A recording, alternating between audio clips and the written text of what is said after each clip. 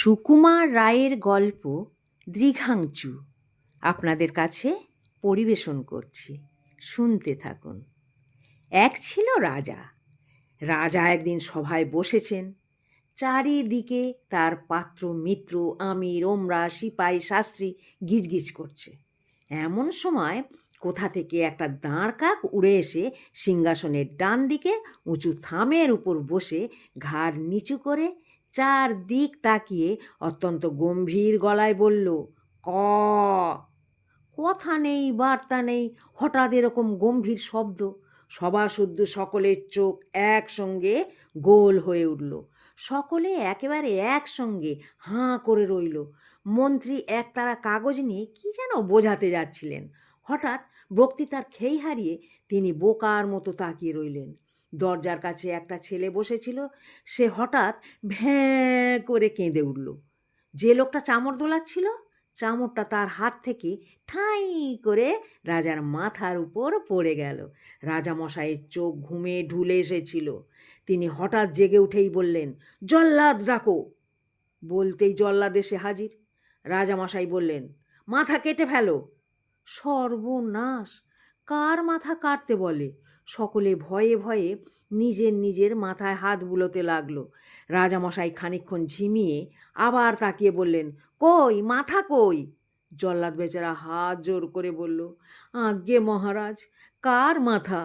রাজা বললেন, বেটা গোমুক্ষু কোথাকার, কার মাথা কিরে? যে ওই রকম বিটকেল শব্দ করেছিল তার মাথা।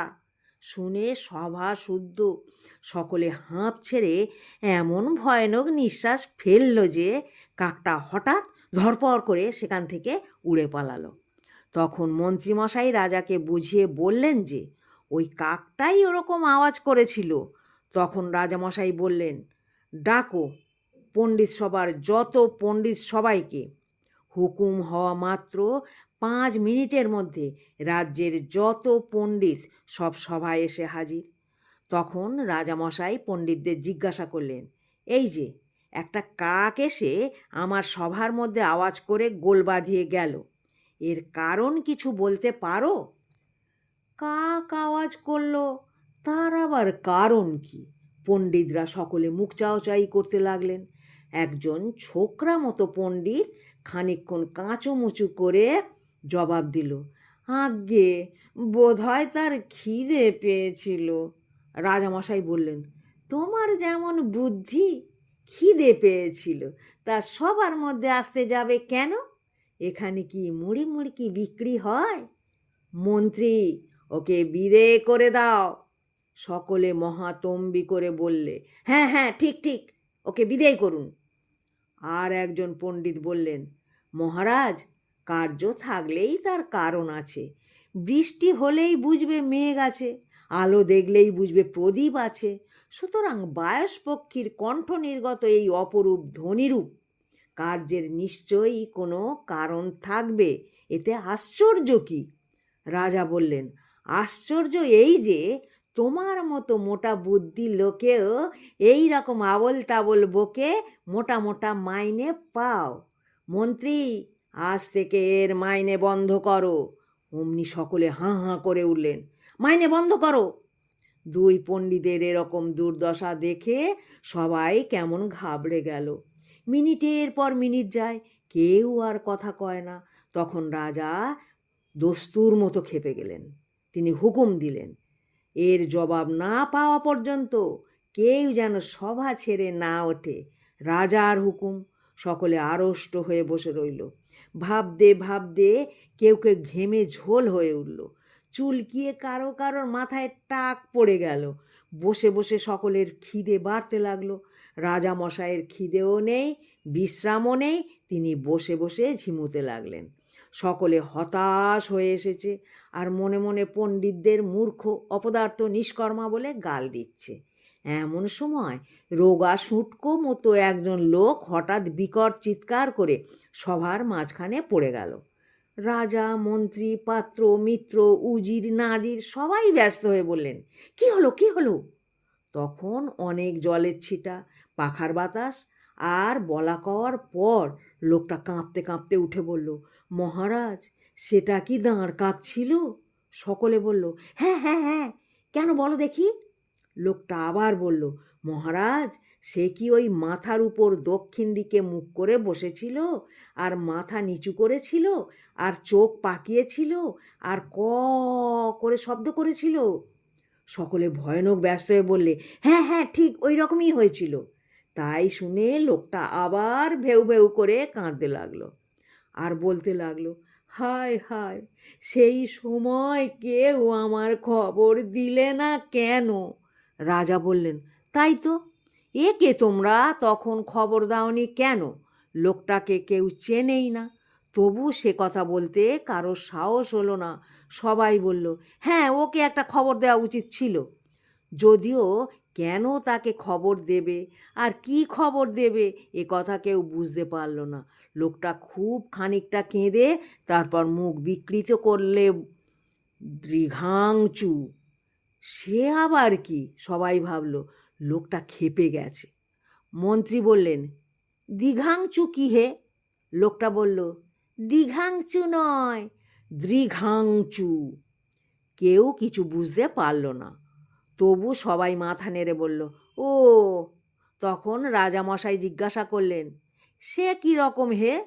লোকটা বলল, আজ্ঞে, আমি মূর্খ মানুষ, আমি কি অত খবর রাখি? ছেলেবেলা থেকে দৃঘাংচু শুনে আসছি, তাই জানি। দৃঘাংচু যখন রাজার সামনে আসে তখন তাকে দেখতে দেখায় দাঁড় কাকের মতো। সে যখন সভায় ঢোকে তখন সিংহাসনের ডান দিকের থামের উপর বসে মাথা নিচু করে দক্ষিণ দিকে মুখ করে চোখ পাকিয়ে ক বলে শব্দ করে।